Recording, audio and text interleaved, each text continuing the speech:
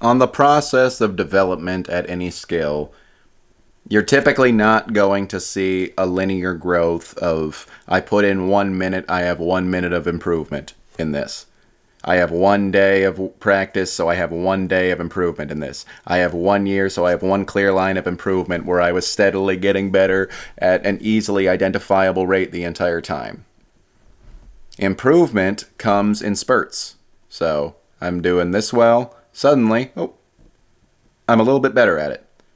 Keep being that way for a number of days or months or however long. Boom, a little bit better at it. Boom, a little bit better at it. That's all that it is. Now, some of those jumps can come quicker, and some of them can be bigger.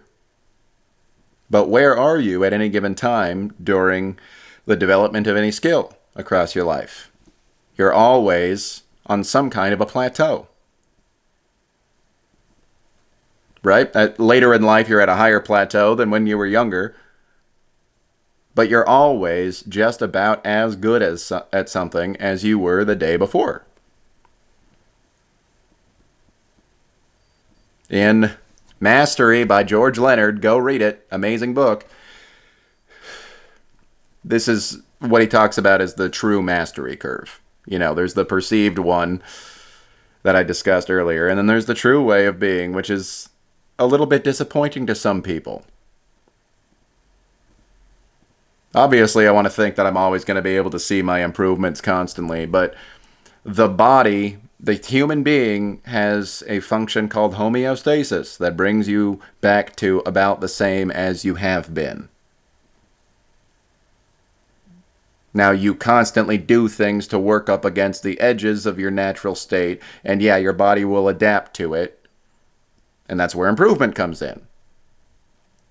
But it's the reason why you got to do it over and over and over again, and why progress is so slow, and why mastery of anything takes a very, very, very long time. So what is the actual key to getting good at anything with that maybe disappointing true mastery curve?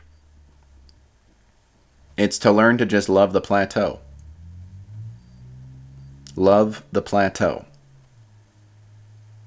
It's to be okay with the fact that I'm just about as good as I was yesterday, or maybe last week, or maybe last month, or maybe last year sometimes. It just depends.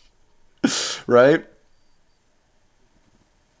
If I'm only ever sitting there in anticipation of the next bump to the next plateau, I'm going to be miserable with my current set of skills. And then when I get to that plateau, I'm going to get used to it. It's going to be normal, and I'm just going to look at other people that are better at something than I am, and I'm going to continuously just see myself as being inadequate. Whereas, when we just learn to be in this one steady place, I mean, it's just more conducive to contentment with life. There are leaps from one point in life to another that come every once in a while. But we got to have some level of affection for our day-to-day, because we're going to have a day-to-day throughout our entire life. That's just how it goes. And I will say, with some level of being content with exactly how good I am right now, sometimes I feel a tier shift where I jump up to the next level, the next plateau, and it feels really, really cool. It feels great. I recently did that in a lot of different ways. I feel like I just shifted into a new tier of Joe just overall.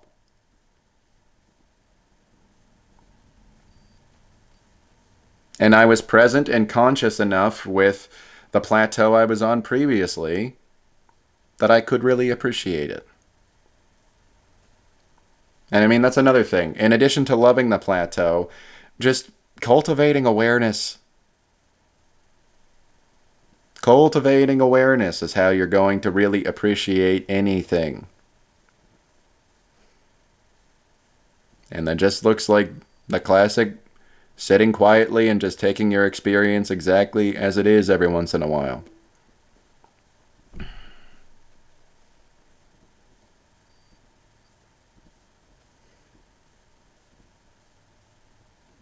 Yeah. Just learn to be okay with you. While also having that paradoxical pursuit of always getting better in life.